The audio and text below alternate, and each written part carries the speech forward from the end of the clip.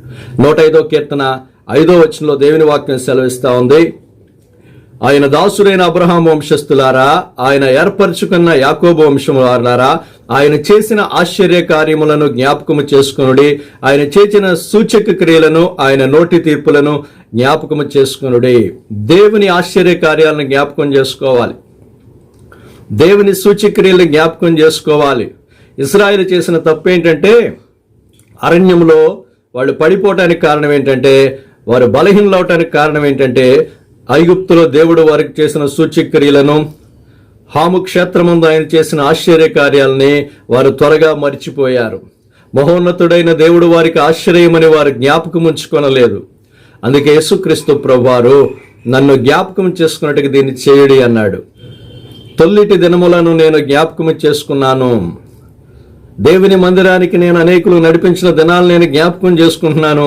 నీ ఆశ్చర్య కార్యాలు నేను జ్ఞాపకం చేసుకుంటున్నాను. నీ హస్తాన్ని, నీ సూచక్రియలు నేను జ్ఞాపకం చేసుకుంటున్నాను. దేవుని యొక్క ఆశ్చర్య కార్యాలను జ్ఞాపకం చేసుకోవాలి. దేవుడు ఏమై ఉన్నాడో జ్ఞాపకం చేసుకో. భక్తుల జీవితాల్లో దేవుడు ఏ ఏ కార్యాలు చేశాడో జ్ఞాపకం చేసుకో. ఎర్ర సముద్రం పాయలు చేసిన దేవుడు, ఎరుకో గోడలను కూల్చిన దేవుడు, యోర్దాను నిలిపివేసిన దేవుడు, ఆకాశం చీల్చి మన్నానిచ్చిన దేవుడు, బండను చీల్చి నీళ్లు ఇచ్చిన దేవుడు, అన్యుల శానంలో పారద్రోలిన వాడు, ఐగుప్తులో 10 అద్భుతాలు చేసిన దేవుడు, ఇజ్రాయేలు మన్నాతో పోషించిన దేవుడు, పగల మేఘస్తంభంలో రాత్రి అగ్నిస్తంభంలో ఉండి నడిపించిన దేవుడు. ఎస్, ఆయన ఆశ్చర్య కార్యాలను ఎప్పుడూ మనం జ్ఞాపకం చేసుకోవాలి. దాని ద్వారా విశ్వాసం వస్తుంది, విశ్వాసం ద్వారా నిరీక్షణ కలుగుతుంది. బైబిల్లో పురాతన కాలంలో భక్తులకు దేవుడు చేశాడు, ఈరోజు నాకు కూడా చేస్తాడు. అది విశ్వాసం. విశ్వాసము నీకు నిరీక్షణ పుట్టిస్తుంది. దేవుడు నన్ను దర్శిస్తాడు, దేవుడు నాకు కార్యాలు చేస్తాడు, దేవుడు నన్ను విడిపిస్తాడు, దేవుడు నాకు మేలు చేస్తాడు, నిశ్చయంగా దేవుడు నన్ను దర్శిస్తాడు అనేది నీలో నిరీక్షణ పుట్టిస్తుంది. ఈ లోకంలో దేవుని కొరకు బ్రతకటానికి, దేవుని సంతోషపెట్టడానికి, దేవుని మార్గాల్లో నడవటానికి, దేవుని కార్యాలు చేయటానికి నీకు దోహదపడుతుంది.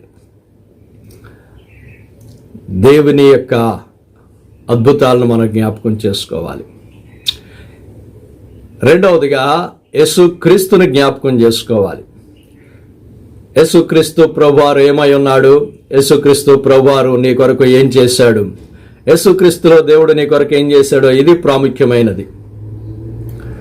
బైబిల్ అంతా కూడా ఆదికాండం నుంచి ప్రకటన గ్రంథం వరకు యేసుక్రీస్తుని చూపిస్తూ ఉంది. అమాయ మార్గంలో ప్రభు శిష్యులకి కీర్తనలు, ప్రవక్తల గ్రంథాలు, ధర్మశాస్త్రంలో తన్ను గురించి ఏమి వ్రాయబడిందో అది వారికి వివరించాడు. బైబిల్ అంతా యేసుక్రీస్తే. ప్రత్యక్ష గుడారము యేసుక్రీస్తు రక్షణ చూపిస్తూ ఉంది. బలులు యేసుక్రీస్తు మానవాళి కొరకు చేసే బలిని చూపిస్తుంది. పండుగలు యేసుక్రీస్తు విమోచన ద్వారా మానవుడికి వచ్చే ఆశీర్వాదాన్ని చూపిస్తూ ఉంది. యేసుక్రీస్తు ప్రాయశ్చిత్త విమోచన రక్షణ కార్యాన్ని మాత్రమే చూపిస్తూ ఉన్నాయి. ధర్మశాస్త్రము మానవుడిల దేవునికి ఉన్న ప్రేమను చూపిస్తూ ఉంది. ప్రవక్తల గ్రంథాలు యేసుక్రీస్తు నిజమైన ప్రవక్త అని చూపిస్తూ ఉంది. రాజుల గ్రంథాలు యేసుక్రీస్తు రాజులకు రాజుని చూపిస్తూ ఉంది. కీర్తనలు దేవుని యొక్క కార్యాలను మనకు బయలుపరుస్తూ ఉంది. ఆయన సృష్టి కార్యాన్ని, ఆయన విమోచన కార్యాన్ని, ఆయన ప్రేమను మనకు బయలుపరుస్తూ ఉంది. కాబట్టి బైబిల్ అంతా కూడా యేసుక్రీస్తుని చూపిస్తూ ఉంది. యేసుక్రీస్తు యొక్క ఆయన జీవితము, ఆయన శిలువ కార్యము, ఆయన పునరుద్ధానము నీ జీవితంలో పునాదిగా ఉండాలి. ఎప్పుడు కూడా ప్రభు శిలువను జ్ఞాపకం చేసుకోవాలి. అందుకే అపోస్తలుడైన పౌలు అంటాడు, శిలువను గూర్చి నేను, సువార్తను గూర్చి నేను సిగ్గుపడవాడన కాదు. ఎందుకంటే శిలువ దేవుని శక్తి, రక్షించబడుచున్న వారికి శిలువలో దేవుని ప్రేమ కనబడతా ఉంది. సువార్తను గురించి నేను సిగ్గుపడవాడని కాదు, శిలువను నేను ప్రకటిస్తా, శిలువేయబడిన యేసుక్రీస్తును ప్రకటిస్తా ఉన్నాను. నేను ప్రకటించిన సువార్తను మీకు తెలియజేయుచున్నాను. ఈ సువార్తను మీరు గట్టిగా పట్టుకుని ఎడలా ఈ సువార్త వలననే మీరు రక్షణ పొందువారై ఉన్నారు. ఆ సువార్త ఏమనగా, క్రీస్తు అభిషిక్తుడైన రాజు మన పాపముల నిమిత్తము లేఖనము ప్రకారము చనిపోయాను, ఆయన సమాధి చేయబడిను, లేఖనాల ప్రకారం ఆయన 3వ దినమ తిరిగి లేచెను, అనేకులకు కనిపించెను, ఆరోహణమాయను. Praise the Lord. ఇది సువార్త. ఈ సువార్తను నీవు రోజు గట్టిగా పట్టుకోవాలి. యేసుక్రీస్తు మన జీవితాలకి పునాదిగా ఉండాలి. యేసుక్రీస్తు యొక్క విమోచన పాత నిబంధన గ్రంథంలో పస్కా పండుగలో ఏ విధంగా ఇశ్రాయేలు ప్రజలు విమోచన పొందారో గొర్రెపిల్ల రక్తం ద్వారా, యేసుక్రీస్తు యొక్క శిలువ రక్త మరణం ద్వారా, అమూల్యమైన, నిర్దోషమైన, పరిశుద్ధమైన, పవిత్రమైన గొర్రెపిల్ల వంటి క్రీస్తు రక్తము ద్వారా ఈనాడు మనం విమోచించబడ్డాం. మనము అంధకార రాజ్యములో నుంచి విడుదల చేయబడి ఆయన ప్రియకుమారుడైన యేసుక్రీస్తు రాజ్యంలోనికి మనం వచ్చాం. దేవుడు ఆ గొర్రెపిల్ల రక్తం అనే వెలతో మనల్ని కొన్నాడు.